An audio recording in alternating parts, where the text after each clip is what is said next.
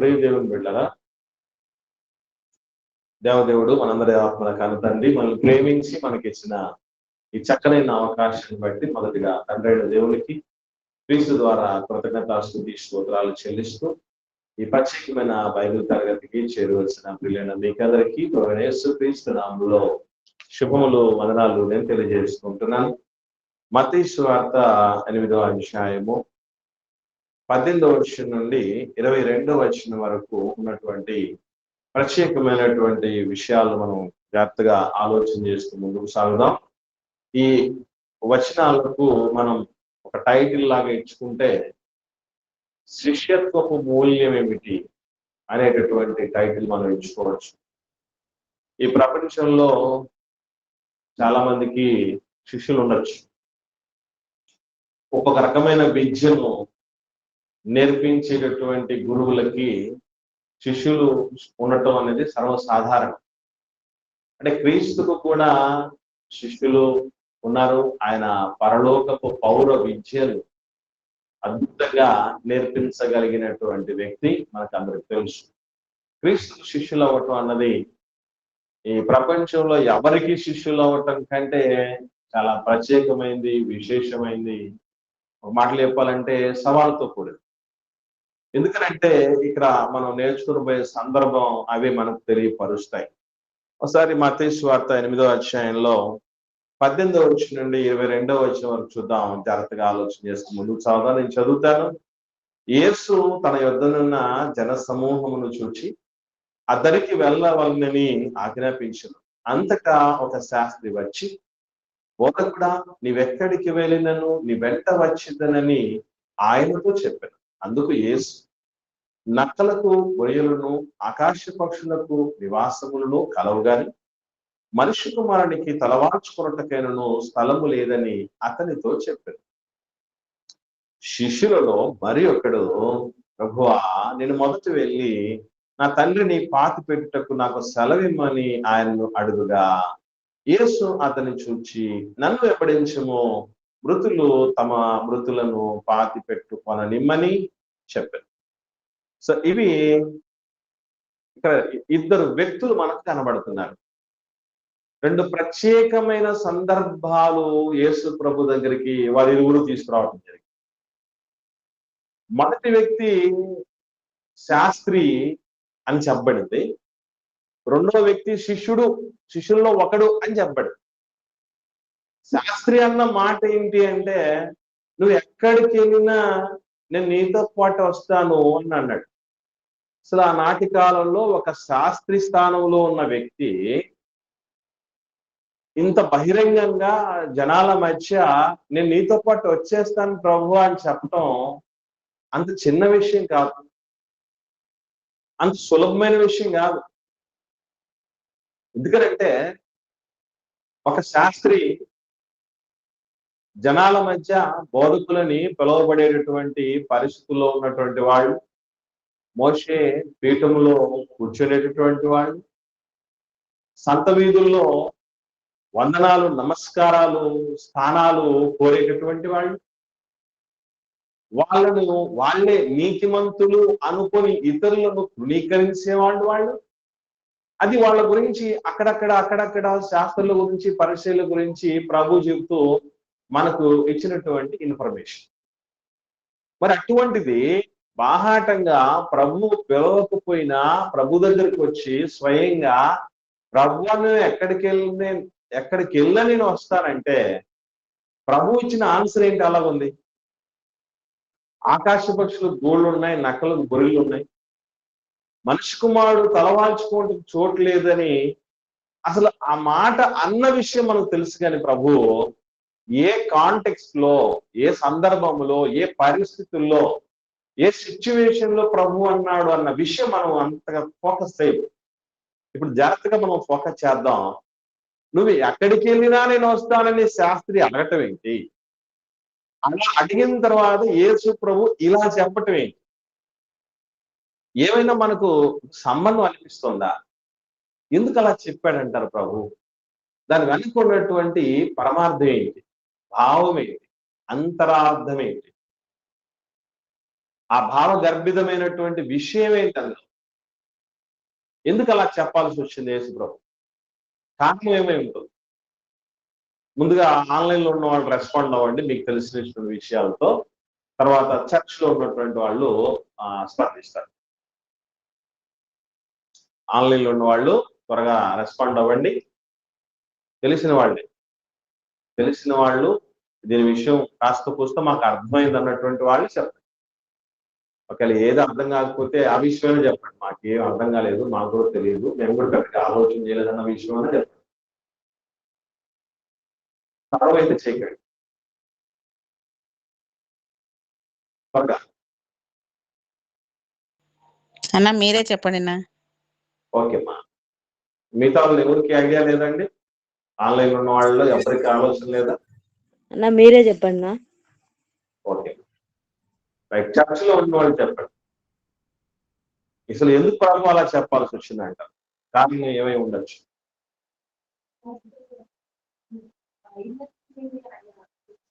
ఒక శాస్త్రి యొక్క inner feeling యేసు ప్రభుకి తెలిసి ఆ మాట చెప్పాడు అని అంటే ఇక్కడ ఎన్నో సందర్భాల్లో క్లారిటీగా అంటే నర్మగర్భం కాకుండా యేసు ప్రభు స్పష్టంగా చెప్పిన సందర్భాలు ఉన్నాయి. ఫర్ ఎగ్జాంపుల్, నిత్య జీవానికి వారసుడు అవ్వాలంటే నేను ఏం చేయాలని అడిగాడు. అప్పుడు స్పష్టంగా చెప్పాడు లేదు అతనితో ఆజ్ఞలు పాటించన్నాడు. నేను పాటిస్తున్నానంటే తర్వాత ఏం చెప్పాడు? నీకు పొదువుగా ఉంది, నీ ఆస్తిని అంతా అమ్మేసి బీదులకి ఇచ్చేయి, నువ్వు వచ్చి నన్ను వెంబడించేయి అని స్పష్టంగా చెప్పాడు. కాబట్టి యేసు ప్రభు ఏదో నమ్మగర్భంగా చెప్పినటువంటి సందర్భం అయితే ఇది కానే కాదు. దీని వెనుక ఖచ్చితంగా ఒక పరమార్థం ఉంది. ఏమిటి ఆ పరమార్థం అనేది మనకు అర్థం కావాల్సింది. అదేంటి అని ఆలోచన చేస్తే ప్రభు దగ్గరికి వస్తున్న అనేకులకు తెలపవలసిన లేదా నేర్పించవలసినటువంటి ఒక సత్యం ఉంది, ఓ వాస్తవం ఉంది. అదేంటంటే నా దగ్గరికి వస్తే మీకు అన్ని చక్కగా జరుగుతాయి అన్నటువంటి ఆలోచనలతో వస్తారేమో. అన్ని క్లియర్ గా ఉంటాయి, ఏ ప్రాబ్లం ఉండదు, అన్ని సమకూడిపోతాయి, ఉన్న సమస్యలన్నీ సమసిపోతాయని అనుకుంటారేమో. చాలా మంది ప్రభు దగ్గరికి అన్యుల్ని లేదా నమ్మని వాళ్ళని నామకార్థుల్ని ఆకర్షించడం కోసం కొన్ని సత్యాలు అప్పుడే చెప్పరు, ప్రారంభంలోని దాస్తారు. ఒకవేళ చెప్పిన ప్రారంభంలో ఏం చెప్తారు? మీకు ఏదైనా ప్రాబ్లం ఉంటే రండి, ప్రభు దగ్గరికి రండి, మీకు అన్ని క్లియర్ అవుతాయని చెప్తారు. ఎందుకు అలా చెప్తారంటే ఇట్లాంటి వాస్తవాలన్నీ నగ్న సత్యాలు అంటారు వీటిని. ఇట్లాంటివన్నీ ముందే చెప్తే ఒక్కరు కూడా ప్రభు దగ్గరికి రారు అన్నటువంటి ఉద్దేశం వాళ్ళది. కానీ యేసు ప్రభు మాత్రం మానవాళికి పిలుపునిచ్చేటప్పుడు కావచ్చు, శిష్యులను పిలిచేటప్పుడు కావచ్చు, నేను వస్తానని ఎవరైనా యేసు ప్రభు దగ్గరికి వచ్చినప్పుడు కావచ్చు, చాలా స్పష్టంగా కొన్ని విషయాలు చెప్తాడు. ఫర్ ఎగ్జాంపుల్, లోకమంతటి సమస్త జనులందరినీ పిలిచేటప్పుడు ప్రభు అన్న మాట ఏంటి? భారం మోసుకొనిచున్న సమస్త జనులారా నా యొద్దకు రండి, నేను మీకు విశ్రాంతిని ఇస్తాను అన్న దగ్గర ఆగిపోతుందమ్మా. వాస్తవంగా అక్కడ ఏం చెప్పాడు ప్రభు? మీ మీద నా కాడిని ఎత్తుకొని మీరు నన్ను వెంబడించండి, కాడెత్తుకొని వెంబడించండి, కాడెత్తుకొని వెంబడించండి అంటే కాడంటే ఒకటి ఉంది, కాడంటే ఒకటి ఉంది. అది తేలికైందా లేకపోతే భారమైందా, కఠినమైందా లేకపోతే సులభమైందా ఆ తర్వాత సంగతి. కానీ క్లారిటీగా ప్రభు చెప్తున్న మాట ఏంటి? మీరు లోకంలో ఉన్నా నా దగ్గర ఉన్నా ఒకటి మాత్రం గ్యారంటీ. ఏంటది? కాడి. కాడి గ్యారంటీ. కానీ ప్రభు దగ్గరికి వస్తున్నప్పుడు ఒక కాడంటూ ఎత్తుకోవాల్సి ఉందని ఎంతమంది చెప్పి మనల్ని ప్రభువులోనికి తీసుకొని వచ్చారంటారు? జాగ్రత్తగా ఆలోచన. ఎంతమంది అలా చెప్పి తీసుకొని వచ్చారంటారు? ఆన్లైన్ లో ఉన్న వాళ్ళే. ప్రారంభంలో సువార్త వినేటప్పుడు మీకు ఎవరైనా ఇదిగో ఒక కాడంటూ మన మీద మోపబడేదంటూ ఒకటి ఉంది, మీకు సమ్మతమైతేనే కాడి మోయటానికి సిద్ధమైతేనే రండి అని మీరు ప్రారంభంలో వెళ్ళినప్పుడు సువార్త ప్రభు గురించి మీ పెద్దల నుంచి కావచ్చు, అమ్మనాల నుంచి కావచ్చు, పెద్దల నుంచి కావచ్చు, బోధకుల నుంచి కావచ్చు, ఆన్లైన్ లో జాయిన్ అయిన వాళ్ళు చెప్పండి, మీకంటూ ఒక కాడి ఉంటుంది, కాడి మోయడానికే రండి అని మీకు ఎవరైనా పిలుపుని ఇచ్చారా ప్రారంభంలో?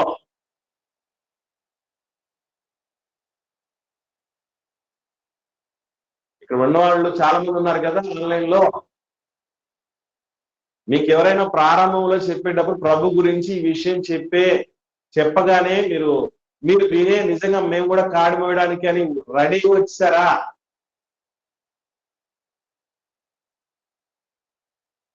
మాట్లాడండి, రెస్పాండ్ అవ్వండి. మీరు లైన్ లో ఉన్నారా లేదో నాకు అర్థం కావట్లా. లేదునా, మాకైతే ఆ విషయం చెప్పలేదునా. ఆ విషయం నేను చెప్పలేదు. అట్లాంటి విషయాలు ఏమి చెప్పకుండానే మనకు వేరే విషయాలు అంటే అసలైన విషయాలు యేసు ప్రభు లోకంలోనికి వచ్చేటప్పుడు అంటే చెప్పారు. ఇక్కడే కాదు, శిష్యులు పిలిచాడు. చేపలు పడుతున్నారు పేతురు, అంద్రయ్య, యాకోబు, యోహాన్లు. అప్పుడు ఏం చెప్పాడు వాళ్ళతో? రండి, మీకు ఈ చేపలు పెట్టే పని కావచ్చు, ఏ పని లేకుండా, అసలు పని లేకుండా నేను మిమ్మల్ని చేస్తానన్నాడు యేసు ప్రభు. నో, చేపలు పట్టే పని కంటే మనుషులు పట్టే పని చాలా పెద్ద కష్టమైన పని, అవునా కదా? చేపన్న ఒక రోజు రాత్రల్లా కాచుకుంటే ఒక రోజు కాబట్టి ఒకసారన్నా పడుతుంది. మనిషి అలా దొరుకుతారు, మళ్ళీ జారుకుంటారు కదా. మరి అలాంటి పరిస్థితుల్లో ఉన్నప్పుడు ఇక్కడ మనం బాగా గమనించగలిగితే పిల్లరా, యేసు ప్రభు శిష్యులు పిలిచేటప్పుడు కూడా ఏమని చెప్పాడు? నేను మిమ్మల్ని మనుషులు పట్టే జాలరుగా చేస్తానన్నాడు.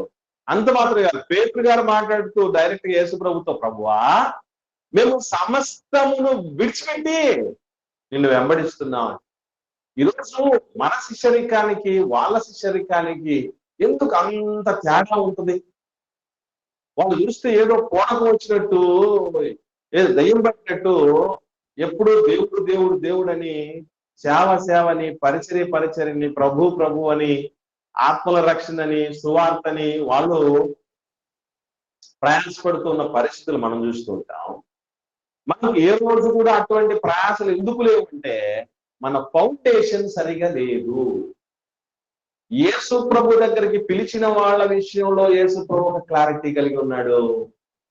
అంత మాత్రమే కాకుండా తన దగ్గరికి వస్తున్నటువంటి వాళ్ళ విషయంలో కూడా ప్రభు చెప్తున్న మాట ఏంటంటే, నా దగ్గరికి వచ్చారంటే మీకు నాకే తలవాల్చుకోవడానికి చోట్లేని పరిస్థితి ఉంటే మీకు ఫెసిలిటీస్ అంటూ పెద్దగా ఏమి ఉండవు. అందుకే చాలా సందర్భాల్లో శిష్యులు చేతులు కడుక్కోకుండా ఎందుకు తిన్నారు? విశ్రాంతిలో పంట చేతుల్లో పడిపోతూ వెన్నుల నుంచి ఎందుకు తిన్నారు? వాళ్ళకు తిండి కూడా సరిగా దొరకని పరిస్థితి. ఎప్పుడెప్పుడు తిండి దొరుకుతుందని ఆఖరంగా ఎదురు చూస్తున్నటువంటి పరిస్థితి. దొరికినప్పుడు కనీసం చేతులన్నా కడుక్కున్నామా లేదా అన్నటువంటి విషయం కూడా గమనించకుండా తినేస్తున్నారు. అంటే ఎంత ఆకలికి అలమటించిపోయాడు. ఈవెన్ కొండ మీద ప్రసంగం చెప్పేటప్పుడు కూడా రాబోతున్న శిష్యులందరూ చెప్తున్న మాట ఏంటి? నీటి నిమిత్తం హింసించబడతారు మీరు అని చెప్పలేదు ఆయన ప్రారంభంలోనే. నీతి కొరకు ఆకలి దప్పులు గలవారు అని చెప్పలేదు ఆ ప్రారంభంలోనే ప్రభు. ఇలా మనం ఆలోచన చేస్తే బిగినింగ్ లోనే ఏం చెప్తున్నాడంటే, ఉండేవాడు ఉంటాడు, పోయేవాడు పోతాడు. ప్రభు యొక్క పాలసీ అది. ప్రభు పాలసీ ఏంటంటే దాచాలని కాదు, ఆదిలోనే చెప్పాలి. ఆ అంత్య నిష్ఠూరం కంటే ఆది నిష్ఠూరం మేలంటారే. మొత్తానికి నెగటివ్స్ చెప్తున్నాడు ముందు. ఈవెన్ శిష్యులను ఎన్నో సందర్భాల్లో పంపుతూ కూడా అన్న మాట ఏంటి? మిమ్మల్ని తోటేళ్ల మధ్యకు గొర్రెలు పంపుతున్నా అంటాడు. ఇదే భయపెడతాడు ఏంటి శిష్యుల్ని? యేసుప్రభు అంతలో భయపెడతాడు ఏంటి శిష్యుల్ని? తోటేళ్ల మధ్యకు గొర్రెలు పంపుతున్నాను అంటాడు. ఏంటిదంట అని మనం ఆలోచన చేస్తే, మిమ్మల్ని చేర్చుకోవచ్చు, చేర్చుకోకపోవచ్చు. ఎవరన్నా పోతున్నారు కదా సేవ కోసం, పరిసరి కోసం వెళ్తున్నారు కదా, వాళ్ళు మిమ్మల్ని యాక్సెప్ట్ చేయొచ్చు, చేయకపోవచ్చు. ఎందుకంటే యేసు ప్రభువుని సైతం ఎన్నో సార్లు ఎందరో ఏ రీతిగా వద్దన్నారో. గెరాసేనుల దేశంలో అయితే చేతులైతే దండం పెట్టి మా ఊర్ను వదిలిపెట్టుకో అన్నారు. నాకే జరిగింది, మీకు జరగడం పెద్ద విశేషం ఏం కాదు. అంటే బిగినింగ్ నుంచే, ప్రారంభంలో నుంచే ప్రభు ఏం నేర్పిస్తున్నాడు తన దగ్గరకు వచ్చే వాళ్ళకంటే ఉన్న విషయం ఉన్నది ఉన్నట్టు చెబుతున్నాడు. ఈ రోజు ప్రభువును పోలి ప్రభు దగ్గరికి వస్తున్నటువంటి వాళ్లకు చెప్పేవాళ్ళు కరువయ్యారు. ఎంతో మంది వదిలిపెట్టిపోయారు ఉన్న విషయం చెప్తే యేసు ప్రభు. క్షయమైన ఆహారం కోసం మీరు కష్టపడద్దు అన్నాడు. అక్షయమైన ఆహారం కోసం కష్టపడింది అన్నాడు. పరలోకం నుంచి వచ్చే ఆహారం కోసం కష్టపడయ్యా అన్నాడు. ఈ మాట చెప్పినందుకు వాళ్ళకి ఏమైంది? ఉన్న మాట అంటే ఉరికెక్కువ అన్నట్టు అనేకులు వదిలిపెట్టి వెళ్ళిపోయారు యేసు ప్రభు. అప్పుడు కూడా మిగిలినటువంటి శిష్యుల్ని కూడా ఏమన్నాడు? అక్కడ కూడా నో కాంప్రమైజ్, మీరు కూడా వెళ్ళిపోవాలనుకుంటున్నారా అన్నాడు యేసు ప్రభు. ఏమంటే ఆయనకు మంద అంటే ఏమి బాధ లేదా, ప్రేమ లేదా, ఇష్టం లేదా, కనికరం లేదా? శిష్యులంటే ఆ మాత్రం అభిమానం లేకపోతే ఎట్లా అండి? అలా పోతూ ఉంటే అందరినీ అలా పోగొట్టుకుంటే ఆయన సమర్థుడనా అసమర్థుడనా? ఎట్లా అర్థం చేసుకోవాలంటారు? ఇవన్నీ మనం ఆలోచన చేస్తే ప్రభు ఎక్కడే గాని మోమాటం లేకున్నాడు. ఎక్కడే గాని ఏమి దాచుకోవట్లా. సేవలోకి వచ్చిన తర్వాత, శిక్షరికంలోకి వచ్చిన తర్వాత మైనస్ ఏంటి ప్లస్ ఏంటి, ముందు మైనస్ చెప్పాడు ఆయన. పెళ్లి చేసుకునేటప్పుడు పెద్దవాళ్ళందరూ మైనస్లు ఎప్పుడని చెప్తారా? బిడ్డకు పెళ్లి చేయాలనుకోండి మైనస్లు చెప్తారండి ముందు ఎవరైనా కూర్చోబెట్టుకొని. అది చెప్పారనుకోండి ఎవరైనా పెళ్లి చేసుకుంటాడా? ఏం చెప్తాడు? అరే పెళ్లి చేసుకుంటే ఎంత బాగుంటుంది, నీకోసం ఎదురు చూస్తూ ఉంటదిరా, వచ్చిన తర్వాత అమ్మాయి నీకోసం అన్ని రెడీ చేసి పెడుతుంది, నీకేమన్నా బాగాలేకపోతే అన్ని చూసుకుంటుంది, నీకు బిడ్డలని కనిపెట్టి నీ ఇంటి పేరుతోనే ఉంటది, నీ భార్య అని నీ బిడ్డలని ఉంటారు. నీకంటూ ఒక వ్యక్తి ఉండడం జరుగుతుందని అన్ని పాజిటివ్స్ చెప్పి పెళ్ళిన తర్వాత ఒక్కొక్క విషయం నెగటివ్స్ వస్తూ ఉంటే ఇది నాకెందుకు ముందు చెప్పలేదు, ఒకవేళ చెప్పుకుని ఉంటే నేను అసలు చేసుకునేవాడినే కాదు కదా అంటారు. కీడించి మేలించాలన్నట్టు ప్రభువు చెప్తున్నాడు. ఒక శాస్త్రీ స్థానంలో ఉన్న వ్యక్తి వస్తున్నప్పుడు తన దగ్గరికి ఆ తర్వాత అతడు వెంబడించాడో లేదో అన్న స్పష్టత మనకు అక్కడ లేదు లేఖనాలు. యేసు అలా చెప్పేశాడు. అతను దాన్ని పాజిటివ్ గా తీసుకున్నాడో నెగటివ్ గా తీసుకున్నాడో మనకు తెలియదు. కానీ మొత్తానికి ప్రభు చెప్పొచ్చుది ఏంటి అని ఆలోచన చేయగలిగితే, మీరు నా దగ్గరకు వచ్చేటప్పుడు ఫస్ట్ ఆఫ్ ఆల్ నెగటివ్స్ ను మైండ్ లో పెట్టుకొని రండి. ఎక్కడికి వచ్చేటప్పుడు కూడా గుర్తుపెట్టుకోండి, మీరు ఓ చదివే చోటకెళ్ళినా, పనిచేసే చోటకెళ్ళినా, పుట్టినింట్లో ఉన్నా, మెట్టినింట్లో ఉన్నా నెగటివ్స్ ఆలోచన చేసి దానికి రెడీ అయితేనే జాయిన్ అయిపోవడం. ఎక్కడైనా సరే ఎంత అద్భుతంగా ఉంటుందో తెలుసు దానివల్ల పరిస్థితి. ముందే అర్థమైపోయింది అనుకోండి, నెగిటివ్స్ ఏంటో, సమస్యలు ఏంటో అర్థమైపోయాయి, సవాళ్ళు ఏంటో అర్థమైపోయాయి, నా వల్ల అవుద్దా కాదని ముందే అర్థమైపోతుంది. అయితే ఆవులు గట్ట లేదంటే ఈవులు గట్ట అర్థమైపో. మళ్ళా ఏదో అనుకోని స్టెప్ వేసిన తర్వాత ఏదో తిరిగితే ఏదో అయిపోతాం మనం. అది ఏమాత్రం మంచిది కాదు. కాబట్టి ప్రభు ఇస్తున్నటువంటి స్పష్టమైనటువంటి ఆనవాళ్ళు, మీరు కూడా ప్రభులోకి రానటువంటి అన్ని జనులను, లేకపోతే ప్రభులో అంతంత మాత్రం ఉన్నటువంటి వాళ్ళకి ఏదో తాయిలాలు, లేకపోతే ఇదవుద్దు అదవుద్దు అని ఎన్ని మంచి గొప్ప అంటే ప్రభులోకి వచ్చిన తర్వాత మంచి లేదని కాదు అని చెప్పేది, పాజిటివ్స్ లేదని కాదు చెప్పేది. కానీ నెగటివ్స్ ఏంటో చెప్పాలి, సవాళ్ళు ఏంటో ముందే చెప్పాలి, సమస్యలు ఏంటో ముందే చెప్పాలి. అది చాలా ప్రాముఖ్యమే. వన్స్ ఉన్నటువంటి పాజిటివ్స్ అన్ని చెప్పేసాం, ఎంటర్ అయ్యాడు, ఏదో ఒక సమస్య వచ్చింది, అప్పుడు మనల్ని బ్లేమ్ చేస్తారు పిలిచినోడు. ఏమని, నువ్వు చెప్పింది ఏంటి, జరుగుతుంది ఏంటి ఇక్కడ అంటారా లేదా? అంత అటు పిలిచిన వాళ్ళు ఆపత్తికులు అవుతారు కదా అప్పుడు. కాబట్టి ప్రభు ముందే చాలా స్పష్టంగా చెప్తున్నాడు, తనకే నిలవరమైనటువంటి స్థలములు పరిస్థితుల్లో ఉంటే తను వెంబడించే వాళ్ళు ఏ ఎక్స్పెక్టేషన్స్ తో రాకూడదు. చాలా మందిని మనం చూస్తుంటాం ప్రభులోకి వచ్చిన వాళ్ళు. ప్రభుని నమ్ముకుంటే ఇల్లు కట్టుకుంటాం అని చాలా మంది అన్నారు. వాళ్ళు కట్టుకున్నారు, మేము కూడా కట్టుకుంటామేమో అని వచ్చాం అంటారు. ఉద్యోగం వస్తుందని చెప్పారు చాలా మంది, రోగం తీరిపోతుందని చెప్పారు చాలా మంది, పిల్లలు కలుగుతారని చెప్పారు చాలా మంది, పెళ్లి అవుతాయని చెప్పారు చాలా మంది, కలిసి వస్తుందని చెప్పారు చాలా మంది. కానీ మాకు ఎంతో కాలంగా చూస్తున్నాం, ఏది కలిసి రాలేదు, కాబట్టి మేము ప్రభువును వదిలేస్తున్నాం అన్నటువంటి వాళ్ళు ఉంటారు. ఆ వదిలేసుకోవడం ఏదో ప్రారంభంలోనే విషయం చెప్తే, ఉన్న విషయం చెప్తే వెళ్ళిపోతుంది కదా. ఇంతవరకు రావటం ఎందుకు? అవసరం ఏముంది? ఇది మొదటి వ్యక్తి వచ్చినప్పుడు ప్రభు చెప్పినటువంటి విషయం. ఇక రెండో వ్యక్తి దగ్గరికి వస్తే ఆ 21, 22 వచనాల్లో యోహాను స్వార్తలో, ఈ మత్తయి స్వార్త 8వ అధ్యాయములో 21, 22 వచనాలు, శిష్యుల్లో మరి ఒకటి, ప్రభు నేను మనసు వెళ్ళి నా తండ్రిని పాతి పెట్టుటకు నాకు సెలవిమ్మని ఆయన అడిగితే, యేసు ప్రభు అంటున్న మాట, నన్ను వెంబడించు, మృతులతో మృతులను పాతి పెట్టుకుందాం. మా నాన్నను పాతేసి వస్తానయ్యా ప్రభు, మా నాన్న చనిపోయాడంటే ప్రభు అక్కడ పర్మిషన్ ఇవ్వటం లేదు. ఏంటిది అంటే, బిడ్డ తండ్రిని పాతి పెట్టడానికి కూడా పర్మిషన్ ఇవ్వని పాశవి కూడా కఠినుడా ప్రభు. అసలు ఎందుకు అలా చెప్పాల్సి వచ్చింది? దీని విషయం మీరు ఇదివరకు ఏమన్నా వినుంటే, ఎంతవరకు ఏమేమి విన్నాను అన్నటువంటి విషయాలు ఒకసారి ముందుగా ఆన్లైన్లో ఉన్న వాళ్ళు పంచుకోండి, ఆ తదుపరి చర్చిలో ఉన్న వాళ్ళు పంచుకుంటారు. ఎందుకు ప్రభు అలా చెప్పాల్సి వచ్చింది? ప్లీజ్ రెస్పాండ్ తొందరగా.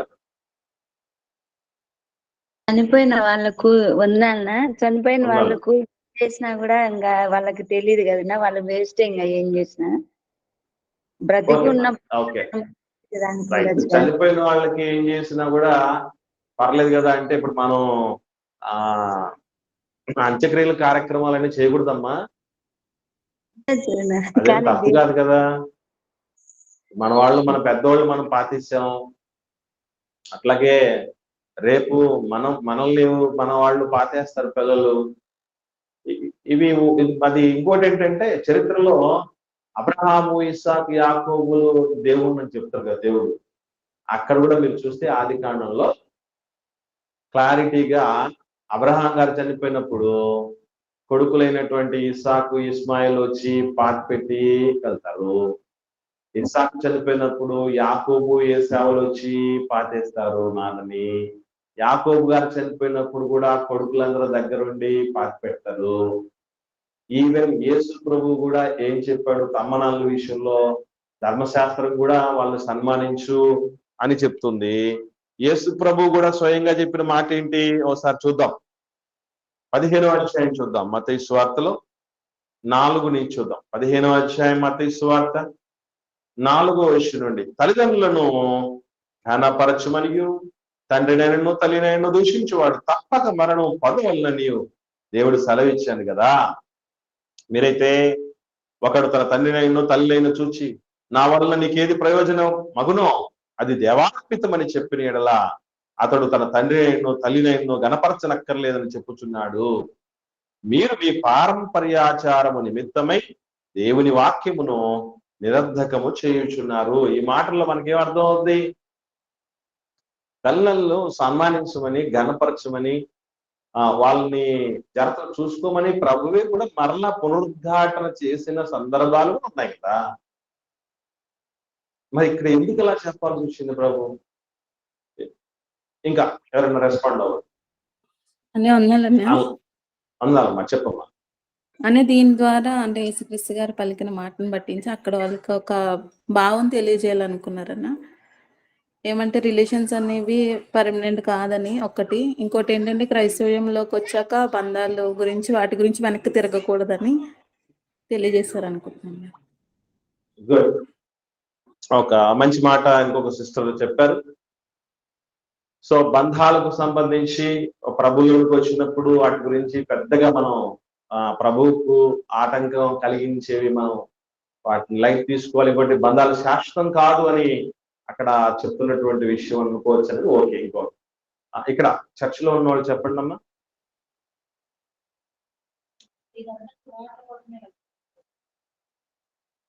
సో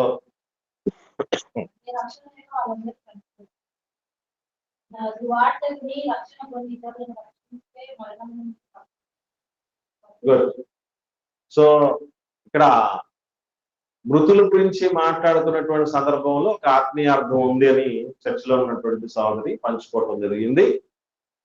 వాళ్ళు ఆత్మీయమైనటువంటి మృతులు అన్నటువంటి విషయం, ఇక ఇదివరకే మృతులైనటువంటి విషయం అన్నటువంటిది చెప్పబడడం జరిగింది. కానీ ఇక్కడ గుర్తుపెట్టుకోవాల్సిన ప్రాముఖ్యమైన విషయం ఉంది. అదేంటంటే యేసు ప్రభువు నాన్న చనిపోయాడంటే పంపించలేనంత మరీ అంత దారుణమైనటువంటి కఠినాత్ముడైతే కాదు. ఎందుకనంటే ఒకసారి ఏలియా తన శిష్యుడైనటువంటి ఎలీషాని నాకు శిష్యరికం చేదురా అని ఆయన పిలుస్తాడు. పిలిచినప్పుడు ఎలీషా ఏమంటాడంటే, నేను వెళ్ళి మా అమ్మ నాన్నలకు చెప్పి వాళ్ళ దగ్గర సెలవు పుచ్చుకొని వస్తానంటే, వెళ్ళు, నాకు ఏ అభ్యంతరం లేదు అని అంటాడు. ఒకసారి ఆ సందర్భం చూద్దాం. రాజుల మొదటి గ్రంథం 19వ అధ్యాయం. రాజుల మొదటి గ్రంథం 19వ అధ్యాయము 19వ వచనం నుండి చూద్దాం. 19వ వచనం. ఏలియా అతడి నుంచి పోయిన తర్వాత అతనికి షాపాతు కుమారుడైన ఎలీషా కనబడింది. అతడు తన ముందరనున్న 12 అరికల ఎడ్ల చేత దున్నించుచు 12వ అక్క తాను తోలుచుండెను. ఏలియా అతన్ని చేరబోయి తన దుప్పటి అతని మీద వేయగా అతడు ఎడ్లను విడిచి ఏలియా వెంట పరిగెత్తి, నేను పోయి నా తల్లిదండ్రులను ముద్దు పెట్టుకొని తిరిగి వచ్చి నిన్ను వెంబడించేదను అని చెప్పి అతన్ని సెలవు అడుగగా అతడు, పోయి రమ్ము, నా వలన నీకు నిర్బంధము లేదని చెప్పెను. అంటే ఇక్కడ ఒక ఏలియా అనేటటువంటి ఒక గురువు గారు, ఎలీషా అనే ఒక శిష్యుడు, నేను వెళ్ళి మా అమ్మ నాన్నలు వెళ్ళి ముద్దు పెట్టుకొని తిరిగి వస్తానంటే, వెళ్ళు, నా వల్ల నీకు ఏ నిర్బంధం లేదు అని అన్నాడు. ఇప్పుడు యేసుప్రభు పంపట్లా, నిర్బంధం చేస్తున్నట్టుగా ఉంది. What is that mean? అంటే యేసుప్రభు ఏలియా కంటే మరి ఒక దారుణమైన స్థితిలో చిన్న స్థాయిలో ఉన్నటువంటి పరిస్థితి అనుకోవాలా? దీని అర్థం ఏంటి అని ఆలోచన చేస్తే మత్తయి సువార్తలో ఉన్నటువంటి ఈ సందర్భం లాంటిదే లూకా సువార్తలో కూడా ఉంది. అక్కడ జరిగినటువంటి సందర్భం ఒకసారి మనం చూద్దాం. చాలా విషయాలు మనకు అక్కడ తెలుస్తాయి. ఓకే, లూకా సువార్త 9వ అధ్యాయం. లూకా సువార్త 9వ అధ్యాయం 59వ వచనం చూద్దాం. 59వ వచనం. ఆయన మరి ఒక్కనితో, చాలా జాగ్రత్తగా చదవాలి. మత్తయి సువార్తలో ఉన్న సందర్భానికి లూకా సువార్తలో ఉన్న సందర్భానికి ఉన్న తేడా ఇక్కడ కనబడుతుంది. ఏమంటున్నాడు? నా వెంట రమ్మని చెప్పెను. అతడు, ఎవరినైతే నా వెంట రమ్ము అని చెప్పాడు అతడు, నేను వెళ్ళి మొదట నా తండ్రిని పాతి పెట్టి వచ్చుటకు సెలవిమ్మని మనవి చేసెను. అందుకు ఆయన, మృతులు తమ మృతులను పాతి పెట్టుకొననిమ్మని, నీవు వెళ్ళి దేవుని రాజ్యమును ప్రకటించమని వానితో చెప్పెను.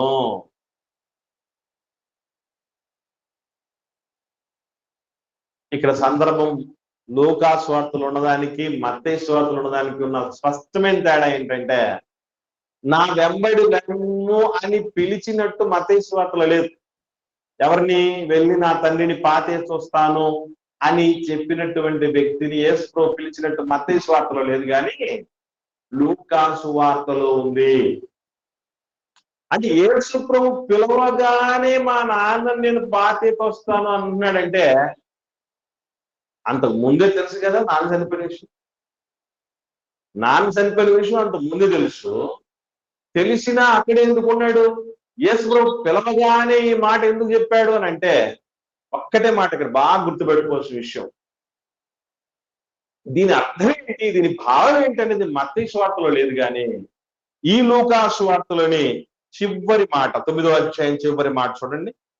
యేసు నాగటి మీద చెయ్యి పెట్టి వెనక తట్టు చూచువాడెవడును దేవుడి రాజ్యమునకు పాత్రుడు కాడు. ఆన్సర్ వచ్చేసింది.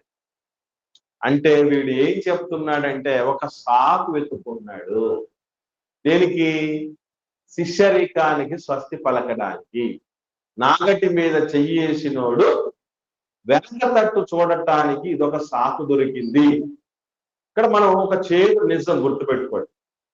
అమ్మా నాన్నలైనా సరే, కట్టుకున్న భార్య అయినా సరే, కన్న బిడ్డలైనా సరే, తోబుట్టులైనా సరే, మేమా ప్రభు అని వచ్చింది అనుకోండి మీకు ఆప్షన్, ఏం చేయాలి అప్పుడు? మా ఆన్లైన్ ఉన్న వాళ్ళు చెప్పండి ఫస్ట్. ప్రభు కావాలా మేం కావాలా అందరూ అనుకోండి, ఏం చేయాలి? ఆన్లైన్లో ఉన్న వాళ్ళు రెస్పాండ్ అవ్వండి. ప్రభు మేమా అంటే ఏం చేయాలి?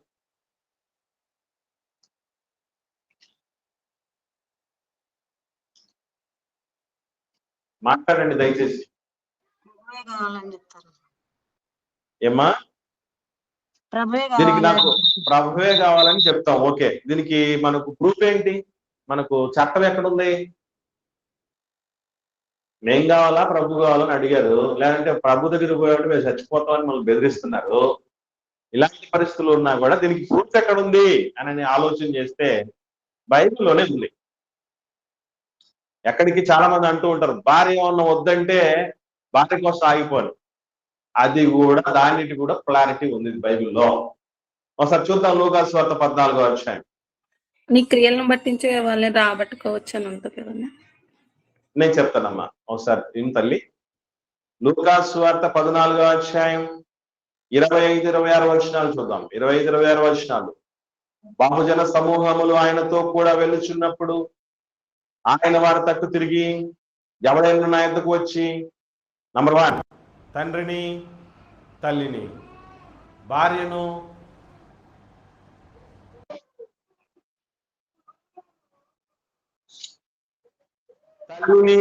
తండ్రిని, ఇంకా భార్యను, పిల్లలను, అన్నదమ్ములను, అక్క చెల్లెలను, తన ప్రాణమును సహా ద్వేషించకుంటే వాడు నా శిష్యుడు కానేరడు.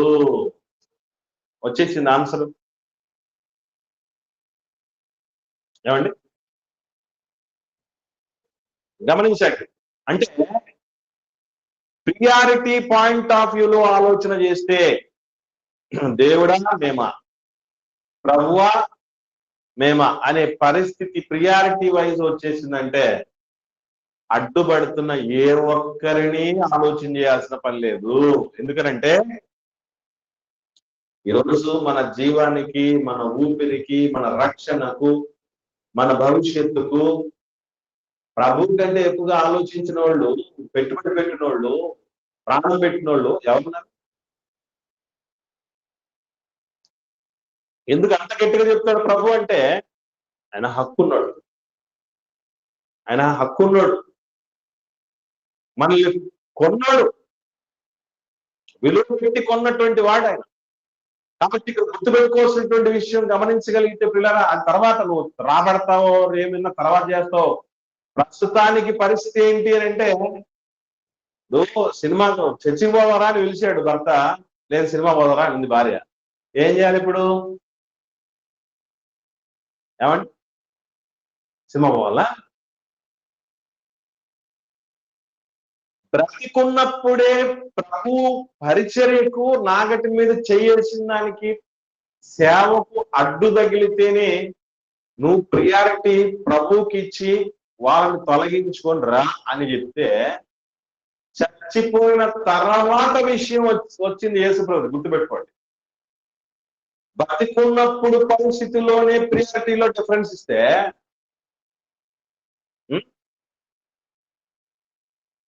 చనిపోయిన తర్వాత మా నాన్నని నేను పాతి పెట్టొస్తాను అంటే, పాతి పెట్టడానికి అక్కడ మనుషులు ఉన్నారు అని చెప్పాడు ప్రభు. అంటే వీళ్ళెవరంటే ఆల్రెడీ ఆత్మీయంగా చచ్చినోళ్ళు. నువ్వు అక్కడికి వెళ్తే నువ్వు ఆత్మీయంగా చేస్తావు. ఏదో బతకడానికి వచ్చావు నా దగ్గరికి బతకడానికి వచ్చావు, ఆత్మీయంగా జీవించడానికి వచ్చావు.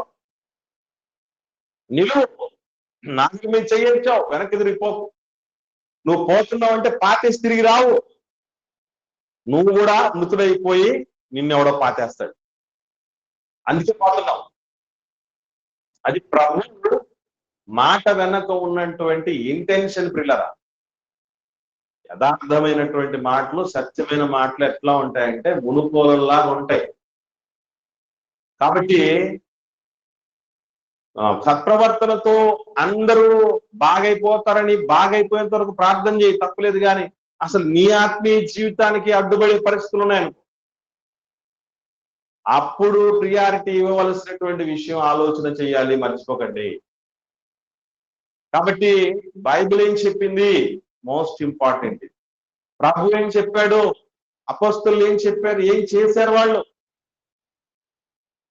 ఎన్నో సందర్భాల్లో యేసు ప్రభు నామాన్ని నువ్వు ప్రకటించకూడదు అని అంటే, ప్రకటిస్తే మిమ్మల్ని చంపేస్తావనంటే ఏం చెప్పారు, ఏం చేశారు వాళ్ళు?